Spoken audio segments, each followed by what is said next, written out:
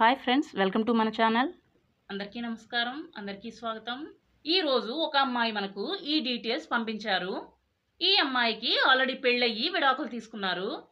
36 సంవత్సరాల వయసు కలిగి చాలా అందంగా ఉన్నారు. ఈ అమ్మాయికి పెళ్ళయ్యి 7 సంవత్సరాలు అయింది. ఈమెకు ఒక పాప కూడా పుట్టింది. ప్రస్తుతం ఒక ప్రైవేట్ స్కూల్లో చదువుకుంటూ ఉంది. ఈమె భర్త ఈమెను వదిలిపెట్టి ఉద్యోగ నిమిత్తం యుఎస్ వెళ్ళాడు. అక్కడ ఒక అమ్మాయిని పెళ్లి చేసుకుని అక్కడ సెటిల్ అయ్యాడు. ఈమెకు ప్రతి నెల డబ్బులు ఖర్చులకు పంపిస్తూ ఉన్నాడు. ఈమెకు ఒక మగతోడు కావాలని చెప్పి రెండో పెళ్లి చేసుకోవాలి అనుకుంటున్నారు. ఈ లోకంలో ఒంటరిగా జీవించే అమ్మాయి జీవితానికి విలువ లేదు. ఒక అమ్మాయికి వృద్ధాప్యంలో తోడుకి ఒక అబ్బాయి తప్పకుండా కావాలి. అందుకే ఈమె చాలా తొందరగా పెళ్లి చేసుకుని ఒక కుటుంబాన్ని ప్రారంభించాలి అనుకుంటున్నారు. ఈమె పేరు మీద ఒక పెద్ద సొంత ఇల్లు ఉంది.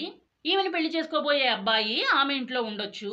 ఈమెకు ఉన్న ఆ ఇంటిని బట్టి కాక ఈమెను ఇష్టపడి పెళ్లి చేసుకునే అబ్బాయి కావాలి అంటున్నారు. ఈమెకు ఉన్న సొంత ఇంటిని బట్టి సంతోషం లేదు. పెళ్లి చేసుకున్న తర్వాత వచ్చే అబ్బాయి ద్వారా ఈమెకు సంతోషం కలగవచ్చు. అలాగే ఈమెను సంరక్షించడానికి ఒక మంచి అబ్బాయి దొరికితే ఎటువంటి చింతలు ఈమెకు ఉండవు. ఈ అమ్మాయి పెద్దనాన్నగారే మనకు ఈ డీటెయిల్స్ సెండ్ చేశారు. ఫోటోను స్క్రీన్ మీద మీకు చూపిస్తూ ఉన్నాను. ఈ అమ్మాయి పేరు రమ్య. ఈమె వయసు 36 సంవత్సరాలు. ఒకే ఒక అమ్మాయి మాత్రమే ఈమెకు ఉంది. అన్నదమ్ములు, అక్క చెల్లెళ్ళు, తల్లిదండ్రులు ఎవ్వరూ కూడా లేరు. ఈమె భర్త కూడా చాలా సంవత్సరాల ముందే ఈమెను వదిలేశాడు.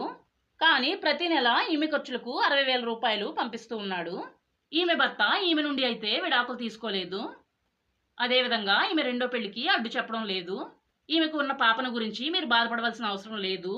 ఎందుకంటే ఈమె భర్త ఆ పాప చదువు నుండి ఉద్యోగం వరకు అయ్యే ఖర్చులన్నీ పెట్టుకుంటాను అని చెప్పారు.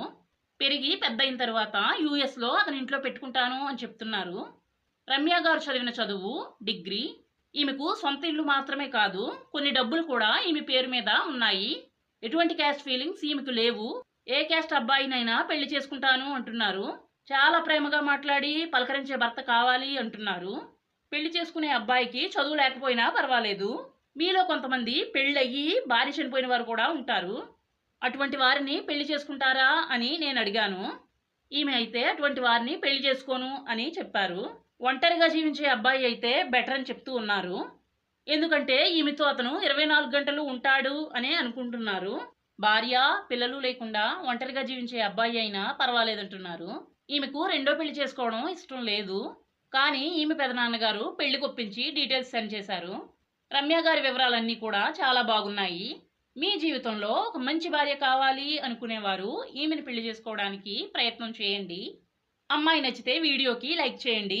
పెళ్లి చేసుకోవాలి అని ఆశ ఉంటే కామెంట్స్లో పెళ్లి చేసుకుంటాను అని చెప్పండి. మరలా మరొక మంచి వీడియోతో కలుసుకుందాం. అందరికీ బాయ్.